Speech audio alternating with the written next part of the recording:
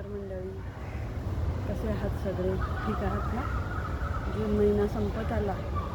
पावसाचा तर काही पत्ता नाही, पण मुलांच्या शाळा मात्र सुरू झाल्या सगळ्यांच्या. कशी छोटी छोटी चिल्ली पिल्ली शाळेत जाताना मस्त दिसतात की नाही? कशी एवढी एवढीशी असतात, छान बूट घालून, वॉटर बॅग, छोटंसं दप्तर, खाऊचा डब्बा असं सगळं घेऊन अगदी रडणारी मुलंसुद्धा गोड दिसतात. पण संपला बरं का त्यांच्या आयुष्यातला बालपणाचा काळ. कारण आजकाल फार लवकर शाळा सुरू होते. प्ले ग्रुप काय, प्री स्कूल, KG, त्यानंतर पहिलीत जातात मुलं. जशी शाळेत जातात त्यांना लगेच रेषा वेगवेगळ्या, आडवी रेष, उभी रेष, तिरपी रेष, वर्तुळ सगळं हळूहळू सुरुवात होते शिकवायला. त्यानंतर क्रमाक्रमाने अल्फाबेट्स, नंबर्स असं करत करत स्पेलिंग्ज, छोट्या छोट्या शब्दांचे मला वाटतं पहिलीत जाईस तो त्यांना 1 to 100 तोंडी बोलता येतं, A to Z येतं. तर हल्ली मुळाक्षरं नाही शिकवत. महापाप आहे मराठी शाळेत घालणं. सगळे जातात इंग्लिश शाळेतच, त्यामुळे A to Z यायला पाहिजे, सगळे अल्फाबेट्स आणि सगळे नंबर्स यायला हवेत. हळूहळू जसा एक एक वर्ग मूल पुढे जातं तसं त्याचा अभ्यासाचा लोड वाढत जातो. पाढे सुरू होतात, त्यानंतर वेगवेगळी स्पेलिंग्स सुरू होतात, छोटे छोटे निबंध सुरू होतात. अशी एक एक पायरी करत मुलं हळूहळू एक वर्ष पुढे जात राहतात. आणि असं होताना अभ्यास तर असतोच, शाळेत तर जायचंच असतं, अभ्यास असतोच, पण अन्य तऱ्हेचे क्लासेसही सुरू होतात. KG हल्ली लहान मुलांना पहिलीपासनं मला वाटतं अभ्यासाचे क्लास असतात. त्याच वेळेला एक्स्ट्रा करिक्युलर ॲक्टिव्हिटीजचे क्लास असतात. ड्रॉइंग असेल किंवा गायन असेल, हल्ली बॉलिवूड डान्सिंग फार मोठं आहे, फिल्म डान्सिंग ते पण असतं. कसला नाही कसला क्लास असतो. परत सायकल शिकवणं असतंच. आधी छोटी सायकल असते 3 पायांची, किंवा साईडला बॅलन्सिंग व्हील्स असताना छोटे, त्यानंतर हळूहळू मोठं, असं करत सायकल शिकवणं पण असतं. पोहणं असतं, अन्य विविध छंद असतात, जुडो कराटे असेल, जिम्नॅस्टिक्स असेल, असं एक एक गोष्टी त्या मुलांच्या मागे लागत राहतात. पण त्या मागे लागत असताना मुलांना माहिती असतात का हो या गोष्टीची आपल्याला आवड आहे का नाही? सगळ्या गोष्टी मागे कोण लावतं? पालक. थोडी त्यानंतर एकदा 7वी 8वीत गेली की 10वीचा ध्यास सुरू होतो.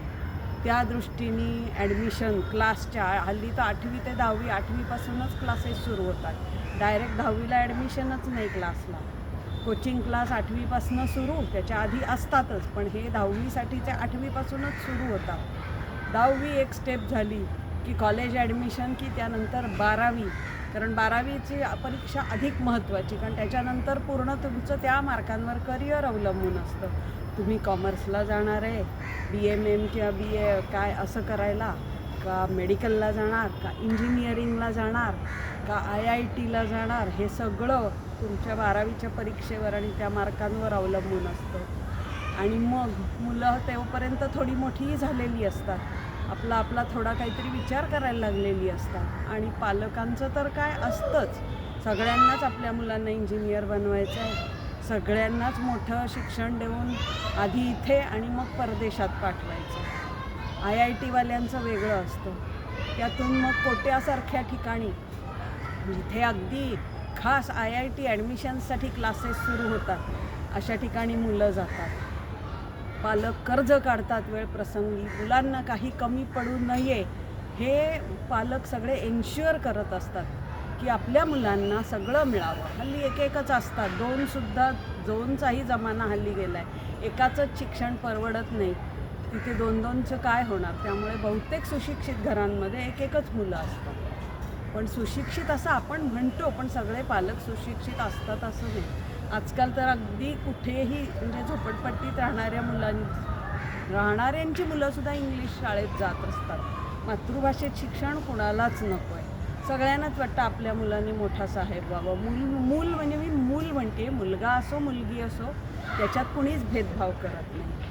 आणि मग मुलांना असं तरतऱ्हेच्या वेगवेगळ्या शिक्षणाच्या क्लासेसमध्ये घालताना त्या मुलांवर किती प्रेशर येतं आहे ह्याचा मात्र विचार कुणीच करत नाही. प्रत्येकाची बौद्धिक कुवत असते, ती त्यांना झेपेल का शिक्षण? आपण एवढं शिक्षण मुलांना घ्यायला भाग पाडतोय, पण त्यांची आवड काय आहे, त्यांचा विचार काय आहे, हा कुठेतरी कुणीतरी पालक विचार करतात का? आणि मग आजकाल काय होतं, एकतर आता शाळांची पॉलिसी कशी आहे, शिक्षणाचीच आपल्या सगळ्या अहवाल पण शिक्षणाबद्दल असेच आहेत की शिक्षणाचा दर्जा खालावलेला आहे. 8वी-9वीतल्या मुलांना 3री-4थीचे साधे साधे शब्द, वाक्यरचना, हिशोब येत नाहीत आणि तरीही सगळ्यांना अपेक्षा मात्र 90%ची असते. मग पाठांतर करून अभ्यास करा आणि परीक्षेत फक्त ते खरडा. इथे कितपत पोचलं आहे पत्ताच नसतो. अशा तऱ्हेने मार्क तर मिळतात, पुढेही जातात. त्यानंतर काय? त्यानंतरची जी टफ कॉम्पिटिशन असते, ज्यांना बुद्धी असते त्यांना कन्सेप्ट क्लिअर होतात, त्यांना कळतं.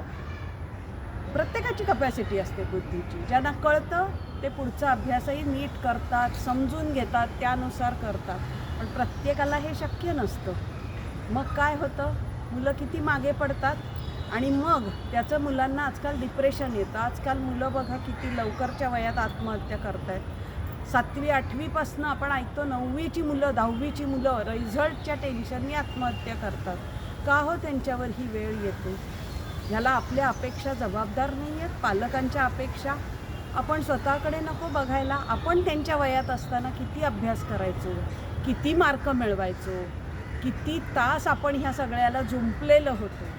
आपण म्हणतो की टफ कॉम्पिटिशन आहे, बाहेरच्या जगात वावरताना हे सगळं आलं पाहिजे.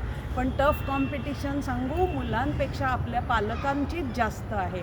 आपणच ह्या गोष्टीचा एवढा बाऊ केलेला आहे, प्रत्येक गोष्टीचा, की बाहेर टफ कॉम्पिटिशन आहे, टफ कॉम्पिटिशन आहे. 90%, 95% मिळालेच पाहिजेत. उत्तम कॉलेजात ॲडमिशन मिळालीच पाहिजे. मार्कांच्या मागे आहेत सगळे. डोक्यात किती शिरत आहे मुलांच्या, हे मात्र कुणीच तपासून बघायला तयार नाही. नुसता रट्टा मारल्यावर मुलं कदाचित तोंडपाठ होईल त्यांना, पण डोक्यात कितपत शिरलेलं असेल. आणि मग अशी जेव्हा मुलांना तीही भीती असते की आपल्याला काही येत नाही, आपल्याला चांगले मार्क मिळणार नाही, दुसऱ्यांच्या तुलनेत आईवडील जेव्हा तुलना करतात 2 मुलांची, तो बघ तुझ्या वर्गातला किंवा ती बघ तिला कसे मार्क मिळतात, तिची छान सगळ्यात पुढे आहे, मग तू का नाही, असं म्हणून जेव्हा मुलांच्या तुलना होते, त्यांच्याही मनावर ह्याचा परिणाम होत नाही का कुठेतरी? मग त्यामुळे पुढे जरी ते शिकत असले तरी त्यांचं मन ना शिक्षणात असतं ना कशात रमतं. बरं, त्यांना तोवर आपले छंद काय हेही माहीत नसतं, कारण प्रत्येक ठिकाणी आईवडिलांनी जुंपलेलं असतं त्यांना सगळ्या गोष्टी करायला. मुलांना स्वतःला काय आवडतं हे किती टक्के मुलांना त्यातल्या माहिती असतं? 10% मुलांना फक्त आपल्याला काय करायचं आहे ह्याच्याबद्दल विचारांची क्लॅरिटी असते. बाकी सगळं आईवडील ठरवतात आणि मुलं फक्त आंधळेपणाने त्यांना फॉलो करावं लागतं. आईवडील त्यांना भाग पाडतात. हे कुठेतरी थांबायला हवं. पालकांच्यातली ही जी कॉम्पिटिशन आहे ना, आमचा मुलगा की आमची मुलगी, आमचा पाल्य बेस्ट शाळेतच जाणार, त्यांना बेस्ट एज्युकेशन पाहिजे, त्यांना सगळं बेस्ट पाहिजे आणि सगळ्याची घाई, प्रत्येक गोष्ट येण्याची घाई. त्यांनी अभ्यासात पण पुढे असावं, मुलांनी छंदांमध्ये पण पुढे असावं, डान्स पण यायला पाहिजे, म्युझिक पण यायला पाहिजे, अभ्यासात तर पाहिजेच, तिथे काही ऑप्शनच नाही. म्हणजे असं करताना त्या मुलांच्यावर किती प्रेशर क्रिएट होतं आहे याचा विचार पालक म्हणून आपल्याला करायला हवा आहे.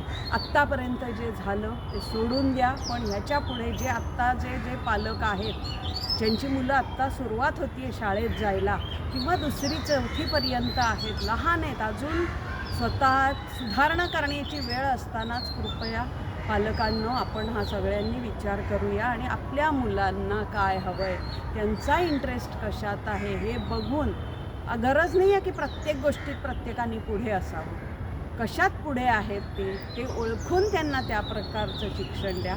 कृपया ही माझी विनंती आहे. धन्यवाद.